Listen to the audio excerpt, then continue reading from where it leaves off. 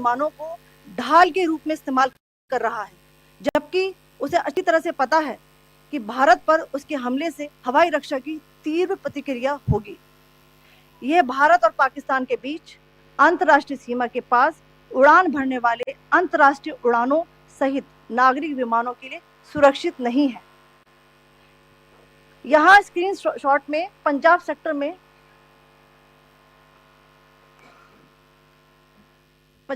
में high air defence alert स्थिति के दौरान एप्लीकेशन फ्लाइट रडार 24 का डेटा दिखाया गया है। जैसा कि आप देख रहे हैं यहाँ पर भारतीय पक्ष का हवाई क्षेत्र घोषित बंद के कारण नागरिक हवाई यातायात से पूरी तरह से रहित है। कराची और लाहौर के बीच के हवाई अड्डे मार्ग पर नागरिक एयरलाइंस उड़ान भर रही है। हाई अलर्ट किया गया है विमान फ्लाइनेस एविएशन का एयरबस 320, जैसा कि आप यहाँ देख रहे हैं, जो कि शाम को 5:50 दमम से शुरू हुआ और रात को 9:10 लाहौर में उतरा। ये सारा डिटेल्स आप यहाँ देख रहे हैं, ये डिटेल्स यहाँ लिखा हुआ है। Can you see this?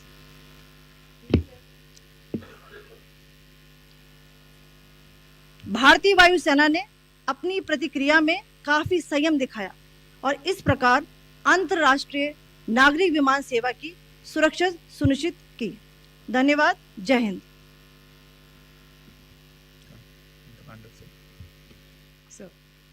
Good afternoon to you all. On the intervening night of 8th-9th May 2025, Pakistan military carried out multiple violations of Indian airspace along the entire western border with an intent to target military infrastructure. Pakistan military also resorted to firing of heavy caliber weapons along the line of control. Along the international border and line of control, drone intrusions were attempted from Leh to Sir Creek at 36 locations with approximately 300 to 400 drones. Indian Armed Forces brought down a number of these drones using kinetic and non-kinetic means. The possible purpose of these large-scale aerial intrusions were to test the AD systems and gather intelligence. Forensic examination of the drone debris is being undertaken. Preliminary reports suggest them to be of Aziz Guard Songa drone of Turkey. Later in the night, an armed UAV of Pakistan attempted to target Bhatinda military station, which was detected and neutralized. In response to the Pakistani attack, armed drones were launched at 4 air defense sites in Pakistan. One of the drones was able to destroy an AD radar. Pakistan also carried out artillery shelling across the line of control using heavy caliber artillery guns and armed drones at Tangdhar, Uri, Poonch, Mendhar, Rajouri, Akhnur and Udhampur in Jammu and Kashmir area, which resulted in some losses and injuries to Indian Army personnel. Pakistan Army also suffered major losses in Indian retaliatory fire. Additionally, Pakistan's irresponsible behavior again came to fore. Pakistan did not close its civil airspace despite it launching a failed unprovoked drone and missile attack on 7th May at 8:30 hours in the evening. Pakistan is using civil airliners as a shield, knowing fully well that its attack on India would elicit a swift air defense response. This is not safe for the unsuspecting civil airliners, including the international flights which were flying near IB between India and Pakistan. The screenshot we just showed and we shall share with you, it shows the data of the application Flight Radar 24 during a high air defense alert situation in the Punjab sector. As you have seen, the airspace on the Indian side is absolutely devoid of civil air traffic due to our declared closure. However, there are civil airlines flying the air route between Karachi and Lahore. Amongst the other civil aircraft that you can see, we have highlighted an aircraft which is Airbus 320 of Flynas Aviation, which was originated from Dammam at 1750 hours and landed later at Lahore at 2110 hours in the night. Indian Air Force demonstrated considerable restraint in its response, thus ensuring safety of international civil carrier.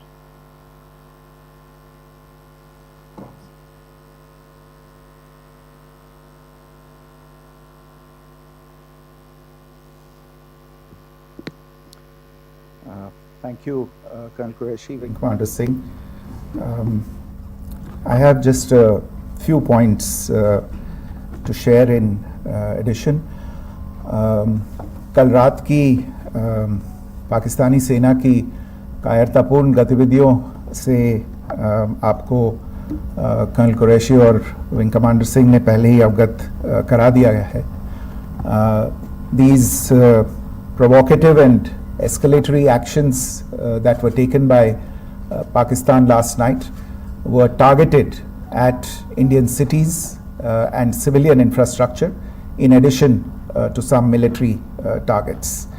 The Indian Armed Forces responded proportionately, adequately and responsibly. ये जो हमले हुए कल रात को भारतीय सैन्य इकाइयों ने पर्याप्त रूप से और एक जिम्मेदाराना रुख अपनाते हुए इन हरकतों का उत्तर दिया. What I want to underline is that the official and blatantly farcical denial of these attacks that Pakistan carried out by the Pakistani state machinery is yet another example of their duplicity and the new depths that they are plumbing in their quest for disinformation. The other point in the same vein is Pakistani claims that they did not target or attack any religious places. You would recall that yesterday I shared with you an incident related to the attack on a Gurdwara in Poonch. Instead of owning up to these attacks, Pakistan made the preposterous and outrageous claim that it was the Indian Armed Forces and the Indian Air Force that was targeting cities like Amritsar and trying to put the blame on Pakistan. This is nothing but a desperate attempt by Pakistan to disown its acts of aggression, but it is also true to type in its effort to deceive and mislead the world. It will not succeed. The Gurdwara in Poonch in particular was attacked by Pakistan, and some local members of the Sikh community, including a Ragi of the Gurdwara, lost their lives in this incident, as I shared yesterday. TV पर आप इस हमले के चित्र देख सकते हैं. In addition, that we would attack our own cities is the kind of deranged fantasy that only the Pakistani state can come up with. Perhaps they do it because they are well versed in such action, as their history would show. The last point I wanted to make this evening is again this disinformation that is coming from Pakistan about India targeting the Nankana Sahib Gurdwara through a drone attack. This is again yet another blatant lie and part of Pakistan's disinformation campaign. As we saw in the Pahalgam attack, Pakistan is again trying desperately to impart a communal hue to the situation with an intention to create discord. Again, we are not surprised. India's steadfast unity in itself is a challenge to Pakistan. Let me stop there. I have time only for a few questions and be happy to try and answer them. First, I call Siddharth. Siddharth, please.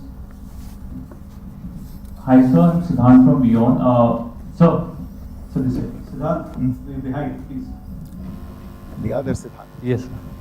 Hi, sir. I'm Siddharth from CNN News 18. Sir, I only want to know from you the status of Kartarpur corridor. Is it open or not? If you can. I think you're all aware of the situation along the entire India-Pakistan border and the areas around the line of control. In view of the existing security scenario, the services of the Kartarpur Sahib corridor have been suspended till further directions. We'll update you as and when there is a change in the situation. We have a question here. Rishabh.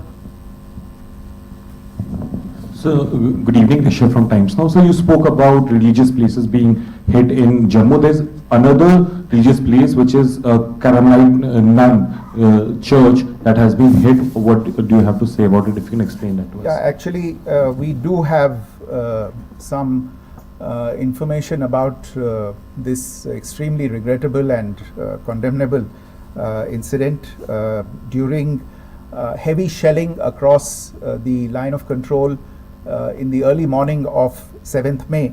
A shell fired from Pakistan landed just behind the Christ School run by the Carmelites of Mary Immaculate congregation in Puj. Tragically, the shell fired from Pakistan hit the home of 2 students of the Christ School. Both students unfortunately lost their lives and their parents were severely injured. Another Pakistani shell struck a Christian convent of nuns belonging to the congregation of the Mother of Carmel, damaging water tanks and destroying solar panel infrastructure. Several priests, nuns, school staff and local residents took refuge in an underground hall beneath the Christ School during the shelling by Pakistan. The school happened to be closed at the time, fortunately. Otherwise, more losses would have occurred.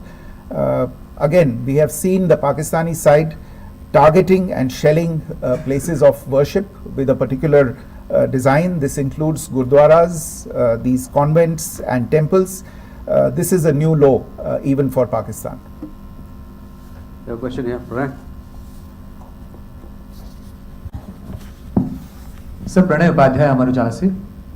Sir कल आपने इसी podium से पाकिस्तान के IMF bailout को लेकर और Indus water treaty को लेकर जो टिप्पणी की थी उसकी पाकिस्तान में काफ़ी तीखी प्रतिक्रिया भी आई और उसके बाद हमने देखा कि पाकिस्तान की तरफ से किस तरीके से लेह से लेकर भुज तक पूरी बॉर्डर के ऊपर जो इन्वेजन था वो किया गया। मौजूदा सिचुएशन के अंदर पाकिस्तान के बेलआउट पैकेज को लेकर और पाकिस्तान के इन अटेम्प्ट्स को लेकर आपका क्या असेसमेंट है? और दूसरा ये भी जानना चाहेंगे कि पाकिस्तान की तरफ से ये जो अटेम्प्ट किया गया था उसका भारत ने अभी तक उस तरीके का कोई जवाब नहीं दिया गया है, तो क्या भारत इसका जवाब देगा जो कार्रवाई हुई है बीते 24 घंटों में? देखिए प्रणय, जहाँ तक इंडस वाटर्स ट्रीटी का सवाल है, मैंने कल विस्तार से उसके बारे में इसकी चर्चा की है. Indus waters treaty is in abeyance and as such I have nothing further to add to the decision that was announced by the cabinet committee on security. जहाँ तक IMF bailout का सवाल है, आपको ज्ञान होगा कि IMF की आज मीटिंग हो रही है. हम वहाँ पे अपना पक्ष रखेंगे और जो हमारा मत है इन चीज़ों को लेके वहाँ पे साझा करेंगे दूसरे मेंबर्स के साथ. ये बोर्ड पे निर्भर है कि वहाँ पे क्या निर्णय होता है. और जहाँ तक जो कार्रवाई हुई है उसका जवाब देने का जो आपने जो प्रश्न उठाया है, जो आज ब्रीफिंग हुई है, जो आपको सूचना मिली है, मैंने भी कहा है कि जो आज सवेरे तड़के सवेरे जो गतिविधियाँ हुई, भारत ने उनका एक जिम्मेदाराना पूर्ण तरीके से और एक पर्याप्त तरीके से उसका जवाब दे दिया है. सिद्धांत. Hi sir, Siddhant from Beyond. Sir, the External Affairs Minister has spoken to many of his counterparts around the world. Yesterday he spoke to the US Secretary of State Marco Rubio. So what were the key areas of conversations during that call? Yes, the minister had a conversation with the US Secretary of State. As you can imagine, the focus of discussions was the terrorist attack in Pahalgam and the response that India mounted after that on the 7th of May. The Secretary of State shared his thoughts on these developments with the minister. The minister deeply appreciated the US's commitment to work with India in the fight against terrorism, and he also underlined the targeted measures that India had taken in connection with Op Sindoor. The minister also underlined that India would firmly counter any attempts at escalation from there. But in follow-up to that, as you are aware, there have been a number of other conversations. The minister had a conversation with the UK Foreign Secretary, David Lammy, today. There too, the discussion centered around countering terrorism, for which there must be zero tolerance. And I understand just a short while ago, the External Affairs Minister has also spoken to the Foreign Minister of Norway, Espen Barth Eide, which was also focused on recent developments stemming from the terrorist act in Pahalgam. One last question, Sudhi. Sir, Foreign Secretary, thank you for doing this. Shoyi Ranjan from Bloomberg. Foreign Secretary, India had struck Bahawalpur the other day, which is also connected with the murder of one of us, journalist Daniel Pearl.